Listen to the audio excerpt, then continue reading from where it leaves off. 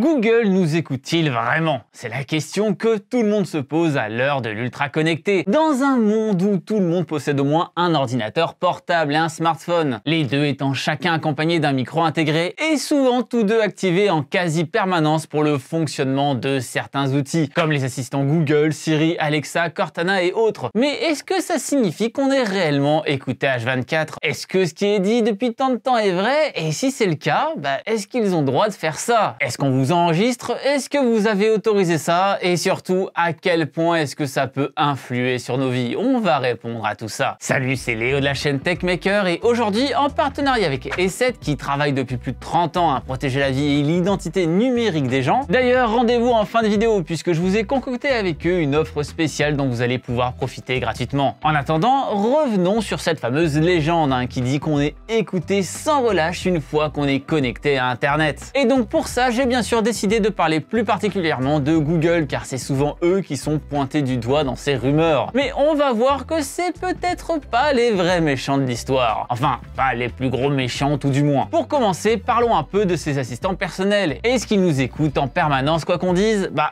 En fait oui, c'est assez évident, sinon ils ne pourraient pas entendre quand on les appelle. Ne vous inquiétez pas, je vous ferai pas le supplice de toutes les prononcer pour pas péter vos systèmes, clairement pas. La vraie question derrière finalement, c'est est-ce qu'ils prennent en compte ce qu'on dit de quelque manière que ça soit? Et bien là, c'est difficile d'être totalement catégorique. Mais jusqu'à maintenant, toutes les analyses montrent que non. À partir du moment où on n'a pas interpellé l'assistant avec les mots magiques, eh bien ces derniers ne tiendront pas du tout compte de ce que vous dites. Adieu donc le mythe de j'ai dit que je voulais manger une pizza dans une conversation avec mon chien et après, quand je suis allé sur internet, j'ai eu des pubs pour des pizzas. Par contre, eh bien vous vous en doutez, à partir du moment où vous avez prononcé ces fameux mots, les choses changent radicalement. Pour faire simple, tout ce que vous dites tant que l'assistant est actif peut être enregistré et stocké par Google. En tout cas, dans le cas des assistants Google, bien sûr. Mais pourquoi? Eh bien, la raison est simple. Un système de reconnaissance vocale comme celui de Google ne se crée pas tout seul. Par contre, il est capable de s'améliorer tout seul à l'aide d'enregistrements et de leur transcription. Mais du coup, ça va, ces enregistrements ne sont utilisés que par du logiciel et pour aider le système à s'améliorer. Donc, c'est safe, non? Pas forcément. Déjà, pour la partie la plus simple, évidemment, ce que vous allez demander va potentiellement influer sur ce que Google va savoir de vous. Du genre, si vous n'arrêtez pas de lui demander d'appeler une pizzeria, là, oui, ok, pour le coup, peut-être qu'il finira par vous foutre des pubs de pizzeria quand vous allez vous balader dessus. Mais bon, ça, je pense qu'on a fini par l'accepter et d'une certaine manière, on s'y attend même. Par contre, ce à quoi on ne s'attend pas forcément, c'est au fait que les enregistrements de ce qu'on dit peuvent tout simplement être écoutés par des personnes dont c'est littéralement le boulot. Alors bon, rangez quand même vos chapeaux en papier d'alu, le but ici n'est pas de vous espionner ou quoi, encore une fois. Je veux dire, Google s'en tape que vous avez fait la bête à deux dos avec votre cousine. D'autant plus que je vous rappelle que ces enregistrements ne sont faits que quand vous avez appelé l'assistant. Non, le but de ces écoutes rejoint en fait ce dont je vous parlais tout à l'heure, les retranscriptions. Parfois, l'assistant n'est pas totalement sûr d'avoir bien compris. Alors parfois, il va quand même vous répondre, mais en dessous d'un certain seuil, il va vous dire qu'il n'a juste pas compris. Et ça, c'est pas super pour les utilisateurs. Et Google en est conscient. C'est la raison pour laquelle ils veulent améliorer sans cesse la reconnaissance pour réduire ces cas où l'assistant dit « je ne comprends pas ». Tout ça va donc permettre d'un côté de faire en sorte de mieux comprendre une certaine phrase si c'était ça le problème, la compréhension, mais aussi de lister les questions régulièrement posées à l'assistant de manière à pouvoir y répondre avec de futures mises à jour. On comprend donc les motivations derrière tout ça, mais est-ce que le fait qu'on comprenne rend pour autant tout ça acceptable? Quels sont les problèmes que ça pose, quoi? Eh bien, pour répondre à ces questions, on peut s'appuyer sur divers témoignages de personnes ayant tout simplement fait ce boulot pendant pas mal de temps. Certains journaux ont même pu avoir accès aux outils que Google met à disposition de ces personnes pour leur permettre de réaliser ces fameuses retranscriptions. On nous explique donc que toutes les données sont détachées de vos informations personnelles afin d'être anonymisées. Et donc la personne qui écoute l'un de vos extrait n'a aucun moyen de savoir qui vous êtes, à moins que vous ne le disiez dans l'un des extraits. Ouais, mais il n'enregistre que quand on l'interpelle, donc normalement ça devrait être bon, mais bon, il y a quand même une nuance à faire. En fait, il enregistre quand il pense qu'on l'interpelle. Autrement dit, il arrive qu'il pense entendre les fameux mots et qu'il se mette alors à enregistrer. C'est comme ça que des conversations privées, parfois même très privées, se retrouvent dans les haut-parleurs de ces personnes chargées des écoutes. Alors certes, ces cas sont probablement très minoritaires, mais avec avec le volume de données dont on parle, là, même 1% serait déjà énorme. Certaines des personnes interrogées rapportent même déjà avoir eu affaire à des enregistrements dans lesquels ils étaient témoins de scènes intimes ou encore de scènes violentes. Bref, c'est compliqué toutes ces histoires. Dans cet article d'un média belge, on apprend que Google aurait indiqué que 0,2% des enregistrements seraient revus par de vraies personnes dans ce coin du monde. Cette valeur peut paraître faible, mais imaginons que vous fassiez une vingtaine de demandes par jour. En une semaine, ça fait 140 commandes. Avec 0,2% chaque fois, ça fait en gros une chance sur 4 qu'au moins un de vos enregistrements ait été écouté. Or seulement une semaine. Ça fait quand même bizarre dit comme ça. Alors bon, pour être franc, ce chiffre de 0,2% est probablement peu représentatif. L'article nous explique en effet que le néerlandais est une langue avec laquelle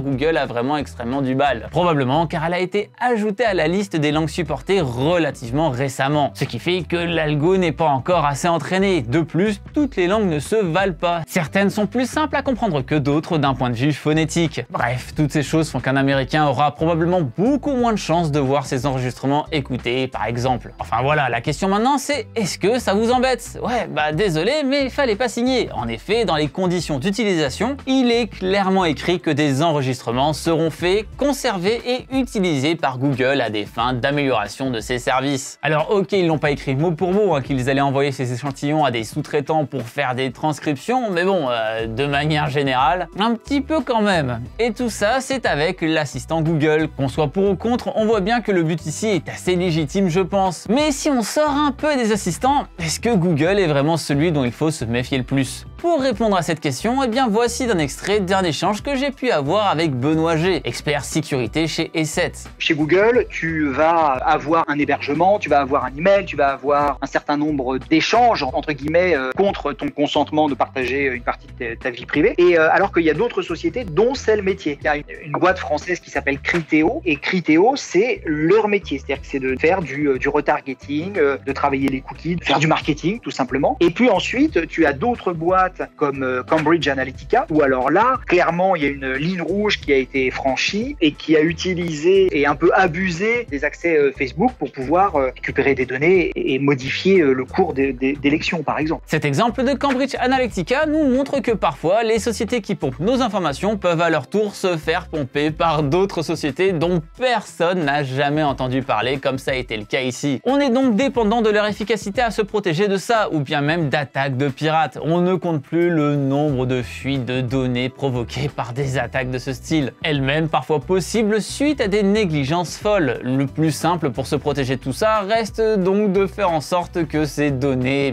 ne se retrouvent jamais sur internet, ou du moins qu'elles ne soient pas reliées à vous. Pour ça, vous pouvez utiliser différentes adresses mail, différents navigateurs, utiliser la navigation privée, enfin bref, il y a plein de méthodes différentes. Maintenant, si on sort de ces problèmes de confidentialité, on peut parler d'autres problèmes que l'on peut rencontrer avec les objets connectés de manière générale. Vous le savez sûrement, les mots de passe, c'est assez important. Pourtant, vous seriez étonné de voir le nombre de personnes qui laissent les logins par défaut sur des éléments aussi critiques que des caméras connectées. C'est comme ça qu'on se retrouve sans le savoir à se faire épier par des inconnus sur internet. Il existe même des moteurs de recherche permettant de trouver des caméras non protégées accessibles sur internet. Et ça, c'est accessible super facilement. Ouais, c'est sacrément flippant. D'ailleurs, en parlant de caméra, vous en avez sûrement une sur votre ordinateur aussi. Et c'est l'occasion pour moi de vous expliquer la différence entre un antivirus et une suite de sécurité. Pour ce qui est de l'antivirus, je pense que vous le savez déjà. Son rôle est de détecter les logiciels malveillants et de les empêcher de vous causer du tort. Dans le cas d'une suite de sécurité, comme par exemple la suite Internet Security développée par E7, le but est de se protéger des nombreux autres risques auxquels on peut être confronté aujourd'hui. En effet, les virus ne sont plus les seules menaces de nos jours. Je peux prendre l'exemple du phishing sur internet. C'est pas un virus, pourtant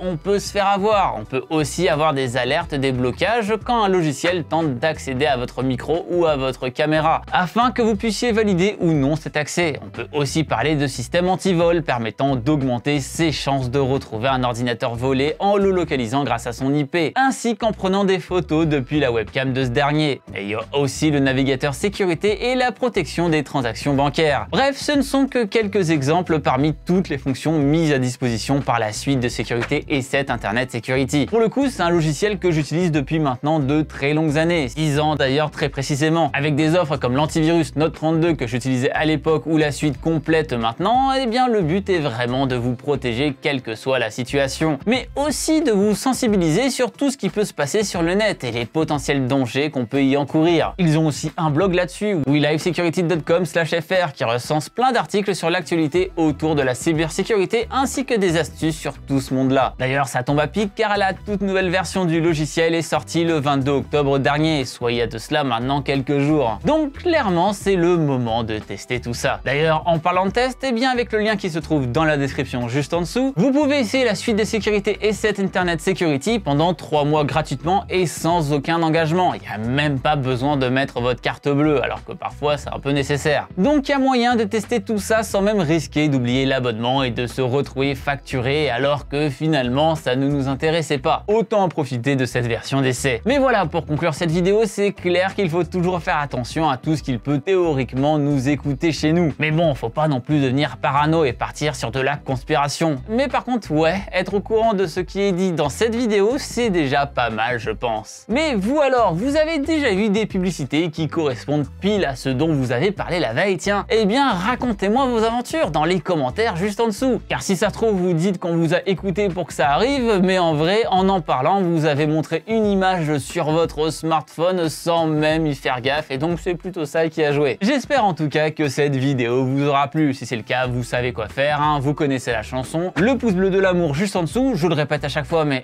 si vous oubliez, ça me brise le cocoro. Et n'hésitez pas non plus à partager cette vidéo un maximum à toutes vos connaissances qui ont quelques suspicions sur l'écoute de leurs appareils. Et bien sûr, si ce n'est pas déjà fait, abonnez-vous à la chaîne en cliquant sur le logo qui vient d'apparaître en haut à droite de l'écran juste ici. C'était Léo, la chaîne Techmaker, et surtout, n'arrêtez jamais d'apprendre. Salut!